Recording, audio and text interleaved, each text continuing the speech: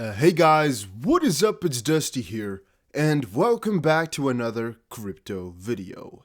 And I promised you guys I was going to talk about this IRS article and explaining a little bit more about the situation surrounding taxes, which are getting closer and closer and of course heavier and heavier. But I'll also be talking a little bit more on the business realm, on which I've not talked in a couple of months about some tax situations and what my taxes look like on the crypto department. So check that out. Again, go subscribe to it because I'll be posting some cool videos on here every single week from now on. And having said that, IRS to transition from education to enforcement, says former division chief. A former top investigator is warning that the IRS might be shifting crypto tax payment enforcement into higher gear. A former top investigator is warning that a high-stakes game of chicken between the IRS and cryptocurrency holders who fail to properly report their earnings will be entering a new phase in 2021 as the tax collection agency begins to focus on pursuing civil and potentially criminal penalties. In an article co-authored by Don Ford Today, the former chief of IRS Criminal Investigation Division, said that while the agency until now has focused on its resources on informing the public of proper reporting guidelines, it will now be turning to more stringent enforcement. Quote, the IRS has been not so quietly positioning itself for a smooth transition from education to enforcement in 2021 and beyond. And the article notes that the trials, starting with Coinbase, who answered a John Doe summons in 2018 and handed over account information on nearly 13,000 users, information which could soon lead to crackdowns. For instance, the article mentions the request the IRS made to Luxembourg-based exchange Bitstamp for information on one American user. The focus on crypto holders is in part due to a widening tax gap, the drift between the total income from taxes that should be paid to the Treasury versus what it actually received. A disconnect in which Fort and his co-author Lawrence Sonnicandro believes crypto holders could be playing a major part.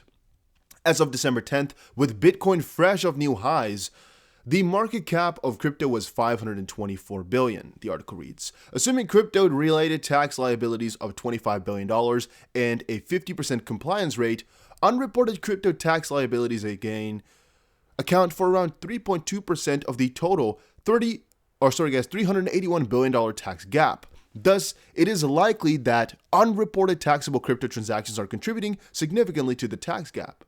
Ultimately, the article concludes that major trends such as the addition of a question about crypto, now prominently placed at the top of the Form 1040, indicate that the IRS is gearing up for widespread efforts to root out underpayment. Even though the IRS has not yet announced many mainstream tax evasion or money laundering cases involving virtual currency, that trend should change in 2021. Moreover, crypto holders shouldn't try to get cute when the taxman comes calling. History has shown that underestimating the government is a fool's game, which I definitely do not recommend anybody to do.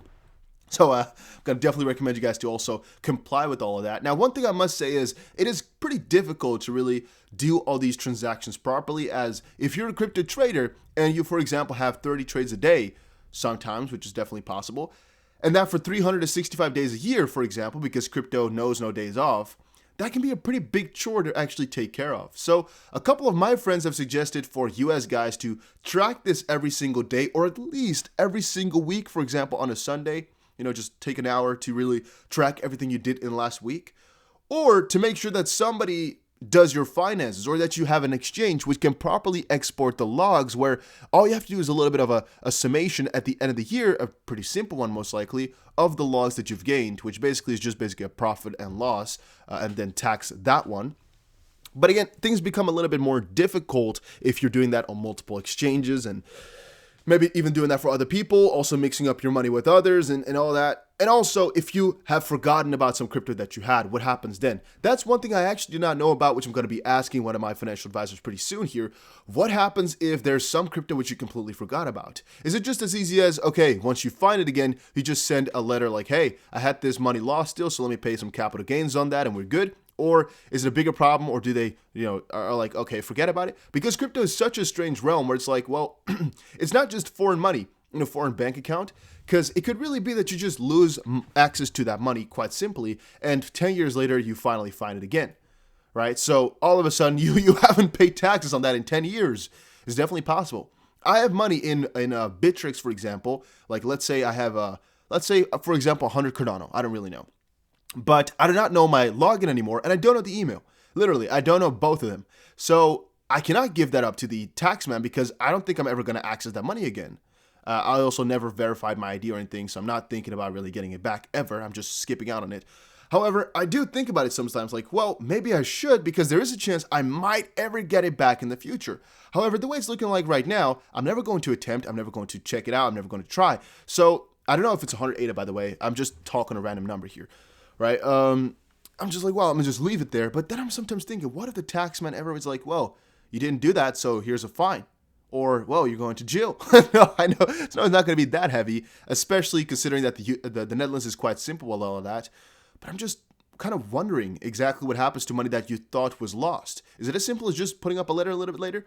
Also, this is another call for the fact that, hey, regulations are coming on in and quite a lot of stuff is really around the corner. All right, for example, the stablecoin demand is going through the roof, yet stablecoins are also being sued. For example, Tether, the whole situation has been going on for years, and the Stable Act here can make it almost impossible for these stablecoins to operate, basically losing all that we're seeing right here is just basically going to be lost, as they might be called securities, which ultimately will lead to a real disaster in crypto, pushing everything back down.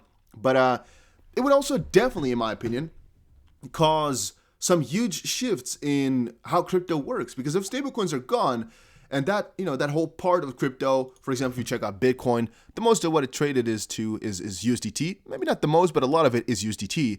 If that were to be gone and it would only have to be USD, things would change quite significantly, in my opinion, which is a completely different crypto realm altogether. And also, yeah, in terms of XRP, I sometimes think that this whole SEC ordeal has actually been way more planned than we make it out to be. It's just literally like the regulators, the people behind most of this stuff just want to have a clear picture. They know XRP is going to be really, really big, and they want to make sure everything is arranged properly, either to make people not lose $200 billion or to make people not gain $200 billion. I don't really know. But it could also be that they just wanted to get it done just before the big altcoin run. And unfortunately, they were a little bit too late, as they might have thought it would happen a little bit later. That could also be. We don't really know exactly what's going on there. But what we do know is that it's a little bit of a strange situation that's going on. That I can definitely say it's a little bit of a strange situation.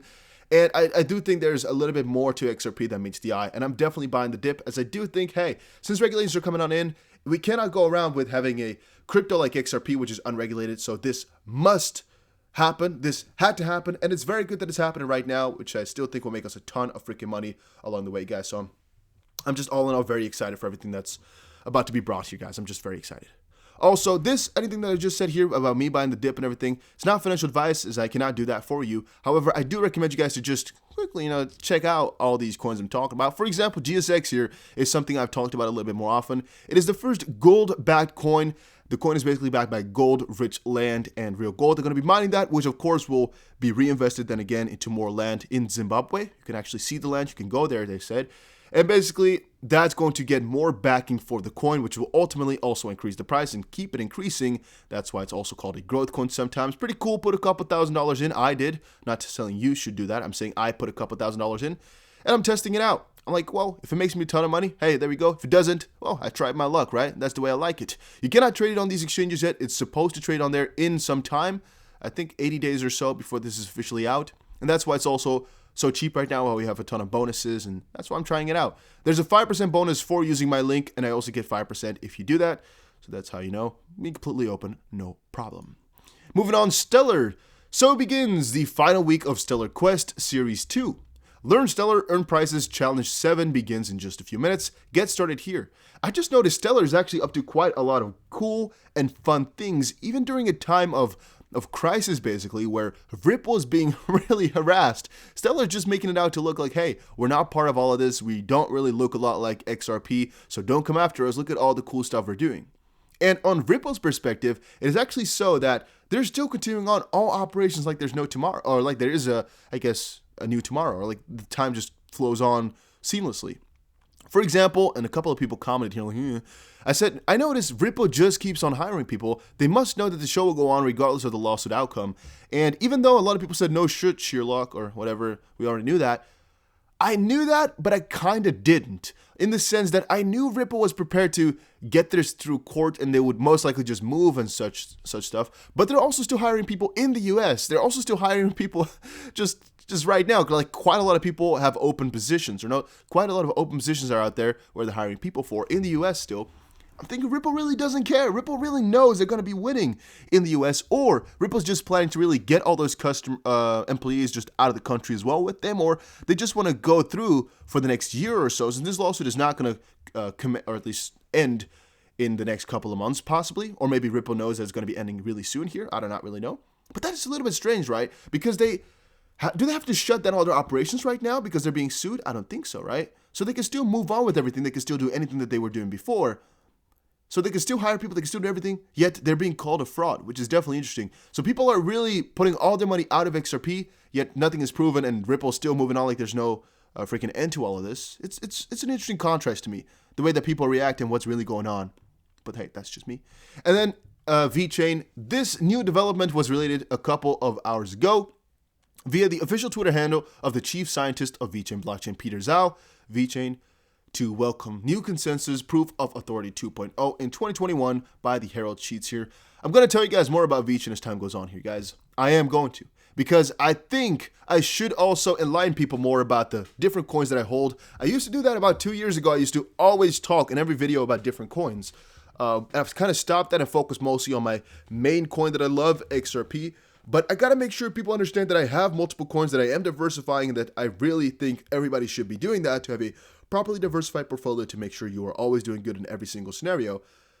So that's why I'm going to be talking a little bit more about VeChain too. And I don't know if I'm going to do separate videos or just talk about multiple coins in one video, like I'm trying right now with Stellar, for example, in there. Or, yeah, what I'm going to do. Let me know in the comments section down below what you'd like to see, though, guys. IRS is coming in. XRP plan all along there. It's going to be big. Thank you guys all for watching. Make sure you press the like button and subscribe, and I will definitely see you guys again in another crypto video. Take care, everybody.